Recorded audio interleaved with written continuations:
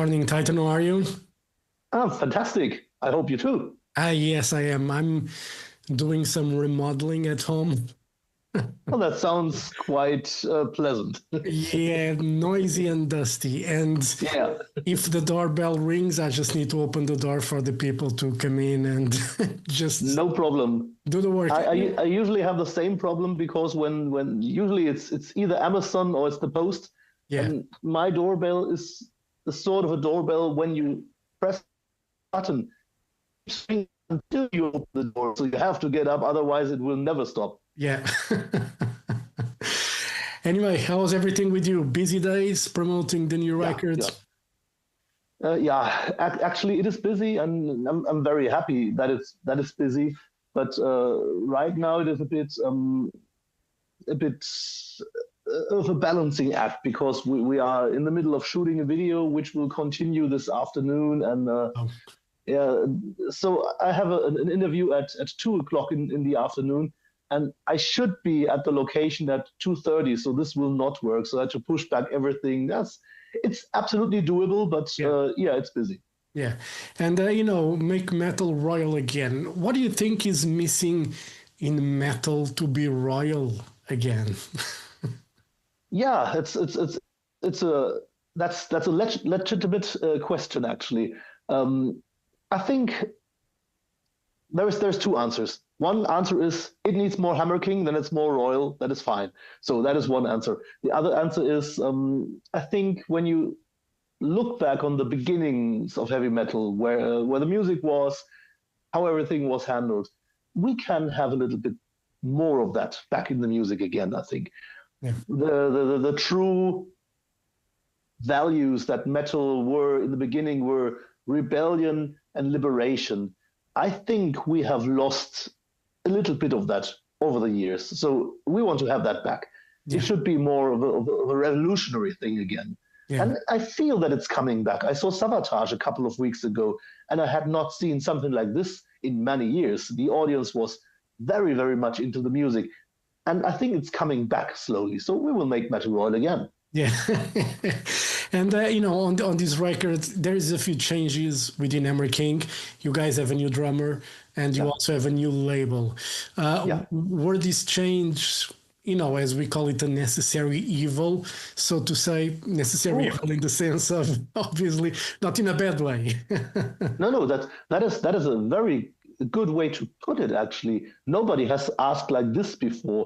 I think that hits the nail on the head. Actually, yeah, it was.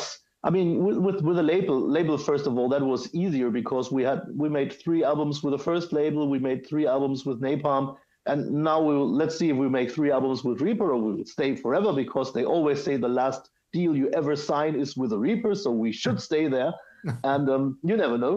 Yeah. And the thing is that Napalm brought us into the public eye quite a lot. So they reach lots of people, which is very good. It's exactly what we wanted to have. The so-called negative side is that they have become so huge over the 4 years that we were with them that there is basically hardly anything outside the standard box. Yeah. So with Reaper, when we were connected with Reaper, they came from Nuclear Blast and they had the same situation being the label. So they said, we learned from that. We don't want to have it like this. There should always be somebody who's really interested in the band, not that they are not on the bigger labels, Yeah. but who has the time to do that. And therefore, we want to take everything positive from Nuclear Blast and add everything that we always thought was missing. And that was, they came running through an open door because that was exactly what we thought. We need somebody who understands the band and who helps us make the band special and unique. Yeah. And that won't work if you always get a standard treatment, no matter how high it is. Yeah. So I think that was perfect timing here. Yeah, and of course, the situation with the drums is easy to explain. The band is growing, the band demands lots of time. And for Dolph, he said, I'm so happy that it finally happens. Everything happens the way we always wanted it. The only problem is that it comes to the most shitty time for me that you can imagine. and I will not be able to give the time that the band needs. And I mean, we had already played many shows with Count stepping in for Dolph. And then Dolph said, why don't you just keep going with the Count and go at full speed? And yeah, I mean, it's hard if you think we had 10 years together in Hammer King. That we had been in other bands, so we had played, Gino, Dolph, and I had played for 20 years. That's a long time. And yeah, and nevertheless, it felt right because it had become apparent that he will probably not be able to follow the speed that we have right now. And then with the Count, he stepped into that situation. He knows what is happening now, and he can do that, and therefore, yeah, it is both is a necessary evil, and it's a happy one. Yeah, and obviously with Count filling in for Dolph for a while, he knew the band, so it was like, it's not like a thing like we need to audition for a new drummer and need to know a guy. No, we already know the guy, so it's better.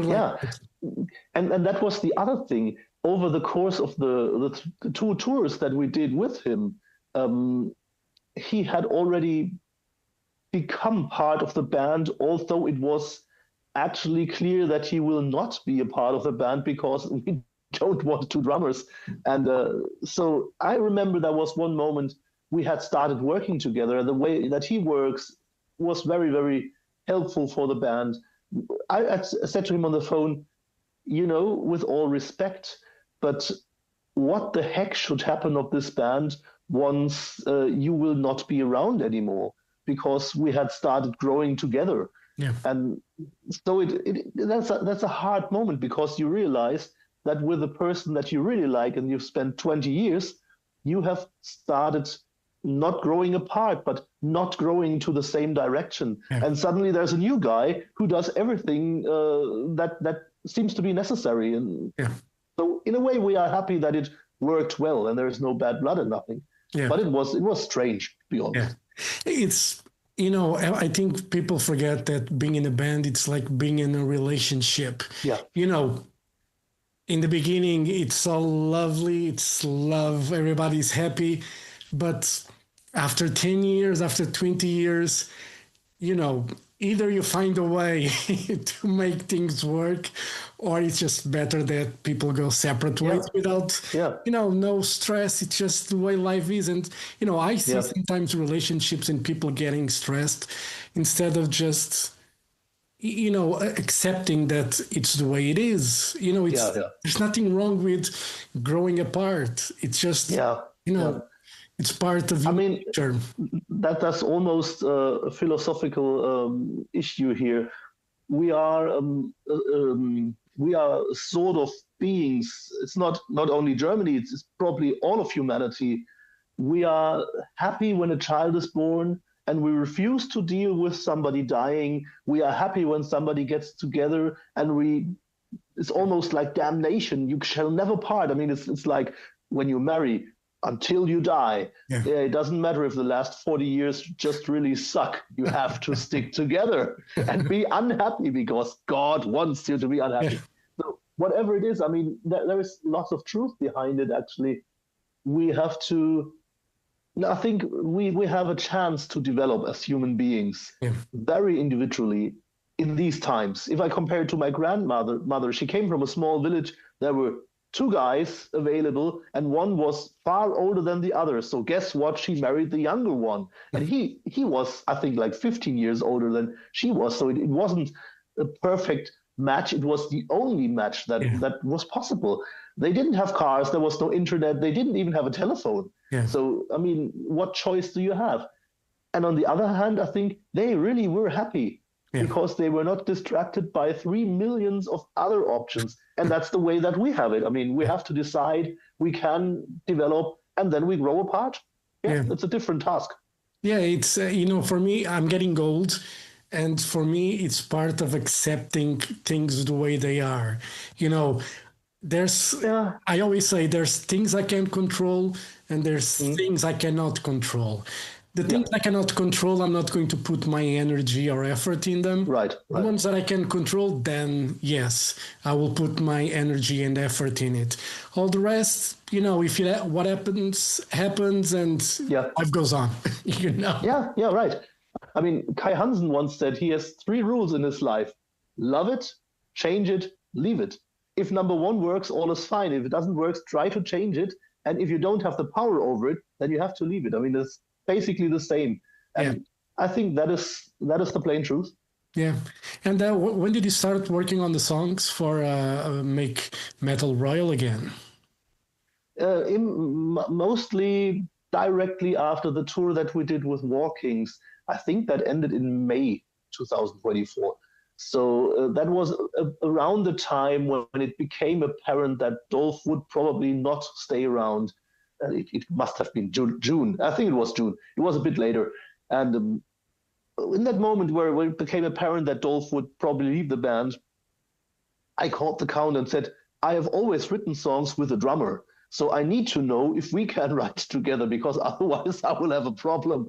And so I went to his place. He's got a small rehearsal studio, very nice one. But it was June and it was brutally hot. And we were there for 3-4 hours in this very small room. It was very hard. But at the end of this session, we had 3 songs. And all of the 3 songs are on the album or the bonus disc that we have. So we use all of them.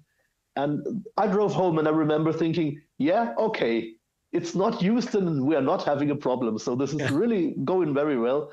And I was relieved. So we started working then, because at the beginning of a relationship, everything feels fresh and we liked it. So we worked and it was very good.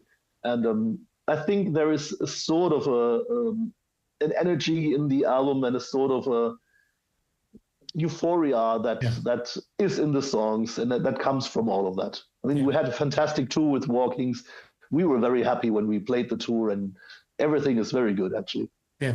And then, the album starts with King for a Day, which, it reminds me, I'm going to say this because it starts with a drum solo, so to say, or a drum fill, and reminds me of Painkiller from Judas Priest, which I think it's the best way to set up an album.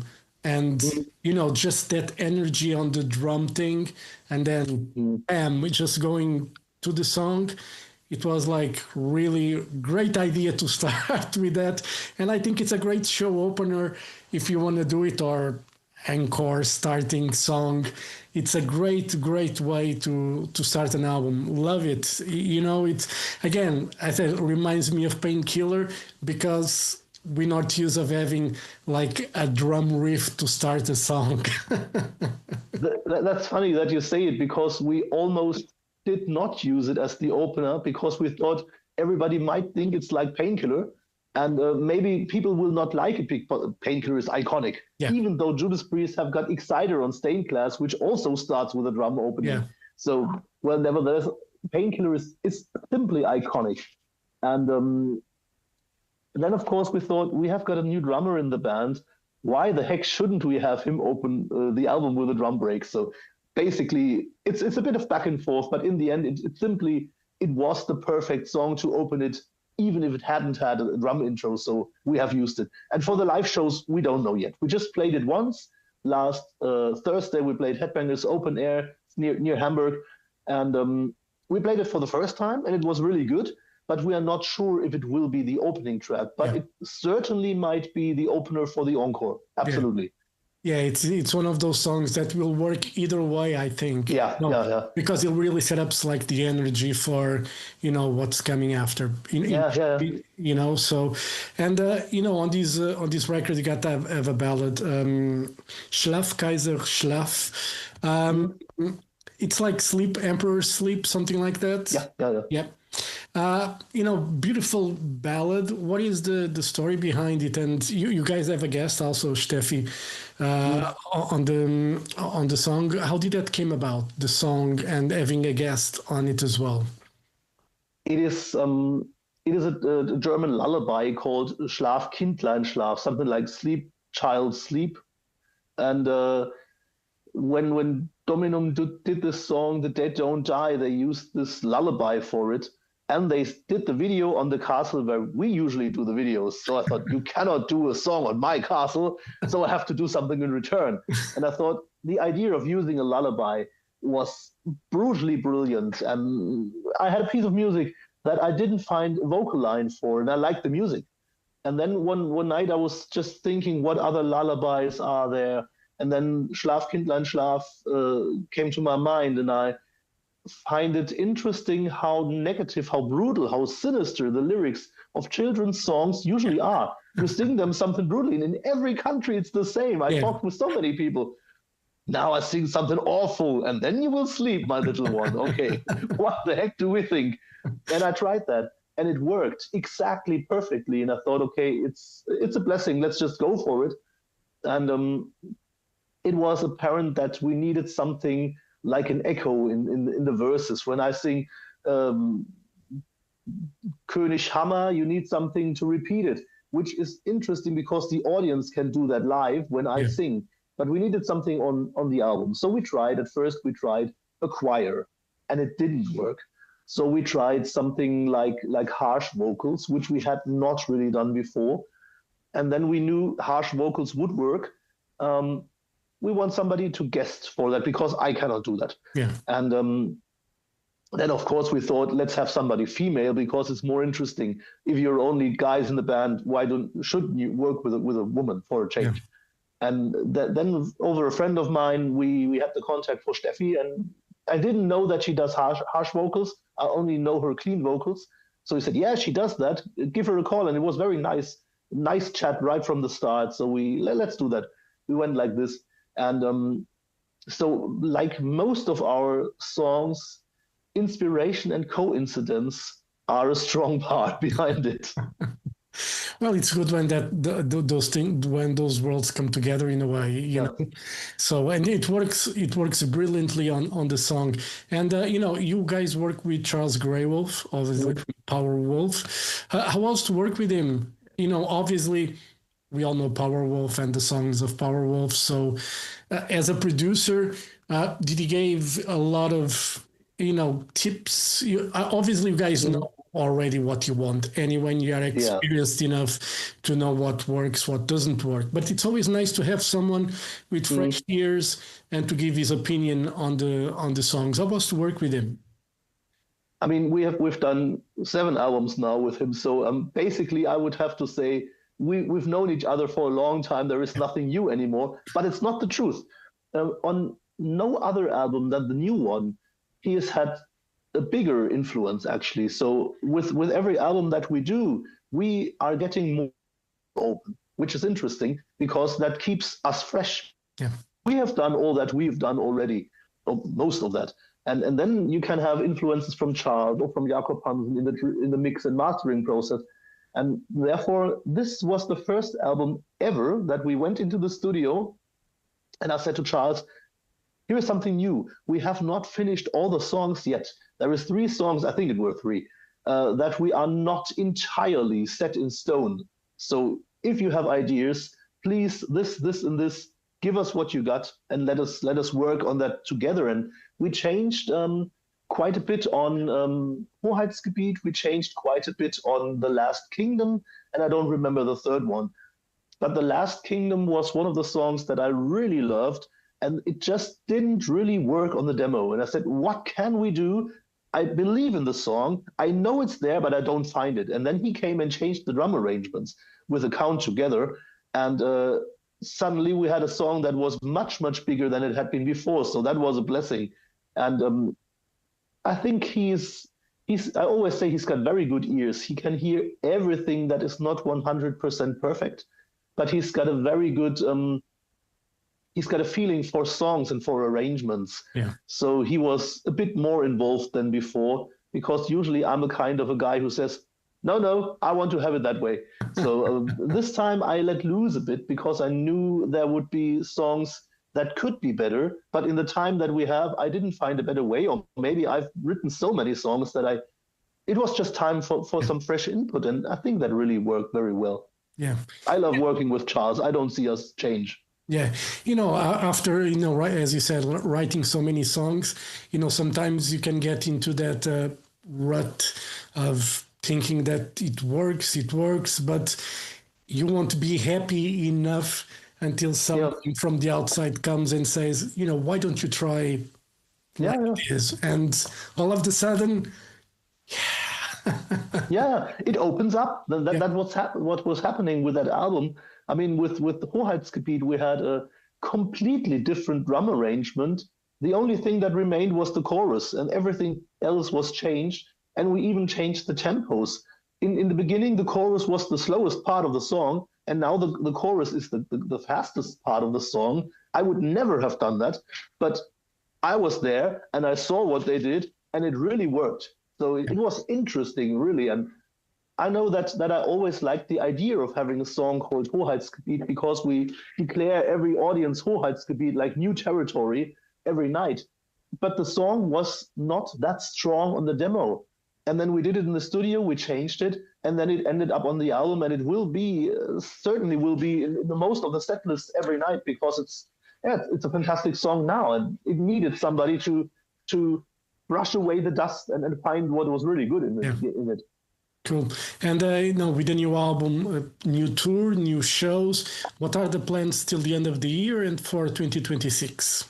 We are not playing many shows until the end of 25, which is, of course, the necessary evil to have an impact with playing many shows in 26, because the tour is booked for January and February. So far, it seems as if we are having 32 shows in 36 days. So they added another show to that tour. We will tour with Burning Witches. Will be the Witches and Kings tour. I think that should work well because the combination of, let's say, Hammer King as a sort of up and coming band at the moment, and on the other hand, a female band, which always attracts lots of male people in the audience. And I always thought, hopefully one day we will do that, because I believe that we will combine two audiences to a bigger one. Yeah, and we got it. So I think that will be a fantastic thing. And of course, playing so many shows in so little days, that will be the next level. I mean, we never did that. So I'm very happy about it. And I'm sure once it starts, I will be fearful. And, obviously the album is coming out soon. Have you already thinking about new music, or you like to take a break after an album is done? I mean, the album probably is done for a while now for you guys, but are you already thinking of music ideas? Do you do that? No, honestly, I'm not.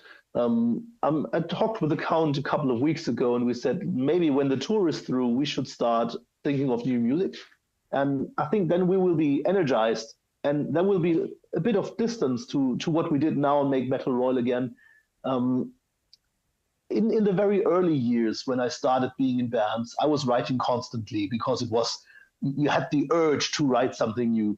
And then one of a sudden you entered into an era where people say, can you make an album for, let's say, August 20 whatever? And then things are reversed because somebody wants an album and you did not already write enough songs. So things have changed. And I feel comfortable with both of that, but I don't think that I can mix it. When I sort of have to deliver, I can deliver, but there's hardly a moment where I write songs in between because, and that's the other thing, when you write, let's say 20 songs for an album, mostly it's like 30 and you throw away half of them.